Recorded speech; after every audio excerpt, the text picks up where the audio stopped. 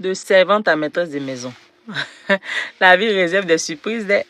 Chaque jour qu'on dort, qu'on se réveille, il y a de nouveaux dossiers. Venez. Il dit, quand je travaillais pour la dame là, il faisait servante.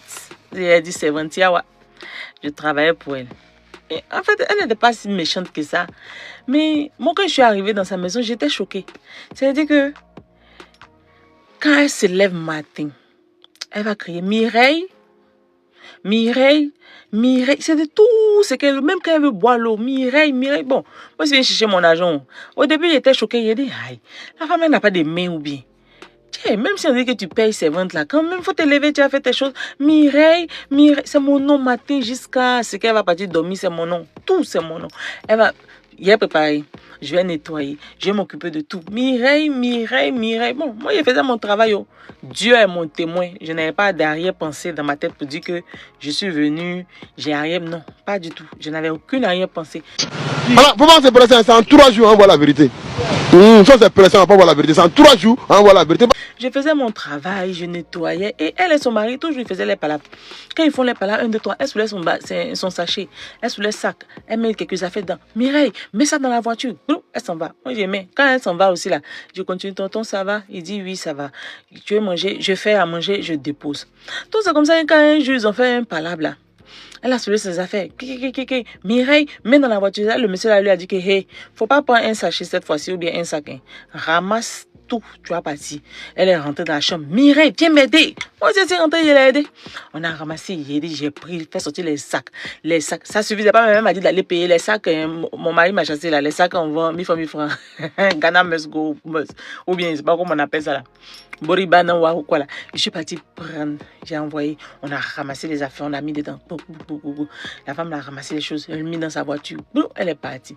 Donc quand elle est partie cette fois-ci, bon, moi je continue mon travail matin, midi, soir. Franchement, je n'ai pas pensé à quoi que ce soit. Mais je prenais soin du monsieur parce qu'il me faisait pitié. Sa femme l'a quitté, elle revenait pas, ils n'avaient pas d'enfants. Donc moi, j'ai commencé à m'occuper un peu plus de lui. C'est dit, je prenais, quand il va au travail, il vient, je lui demande si tonton ça va, ta journée s'est bien passée. Il me faisait pitié. Donc comme ça, jusqu'à un jour, il m'a demandé, il dit, tu veux te marier? Point d'interrogation. Va. Et j'ai dit, hi, tonton, comment ça? Il dit, non, si tu veux te marier, il n'y a pas de problème, hein, tu peux rester ici. J'ai dit, hein? J'ai souri, je n'ai rien dit.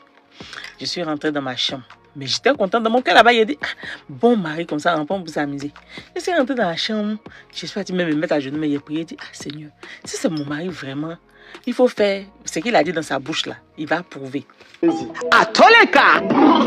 Le monsieur est parti au travail, il est venu, il me dit, habille-toi, on sort. On est sorti, on allait manger dehors, on est rentré. Pour le jour là, en tout cas, mon cher, il me suis bien appliqué.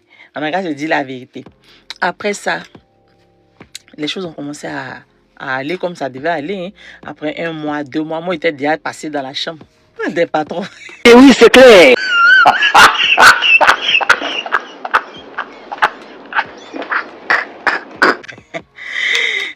Aujourd'hui, je raconte ça, j'ai ri, mais vraiment, ça n'a pas été facile.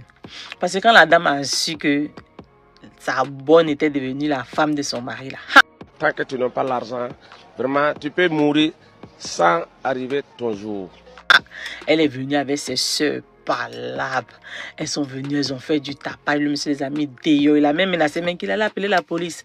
Bon, après ça, elle a commencé à l'insulter. Les gens du quartier aussi ont commencé à me rire mal. Toutes les femmes du quartier, personne ne voulait me parler.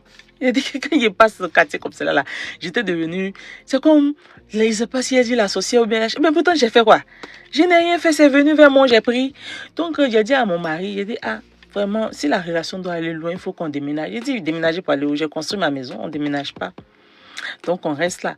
En fait, elle avait pris le monsieur pour acquis. Elle s'est dit que rien ne peut se passer. Donc moi, je suis restée assise dans mon foyer. En tout cas, ça n'a pas été facile. Parce que vraiment, avec les femmes du quartier, quand j'ai pris ma servante aussi là, tout le monde était là, ah, elle va te faire la même chose. Elle va te faire la même chose. Elle dit, elle va pas me faire la même chose. Parce que moi, je sais comment je vais prendre soin de mon mari. Donc voilà, je suis assise dans mon foyer. En tout cas, aujourd'hui, ça fait 5 ans. 5 ans que je suis passée de Mireille la servante à madame.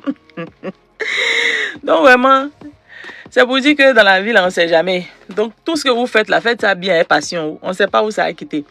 Donc, ma patronne, c'est pas pour me moquer. C'est pour te dire encore même une fois même que je n'ai rien fait. Je n'ai pas provoqué le monsieur. Avant ton départ, là, il n'y avait rien entre lui et moi. Rien du tout.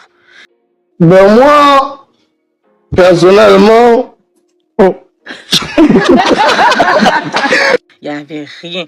C'est maintenant que les choses se sont passées comme ça devait se passer. Voilà. C'est tout.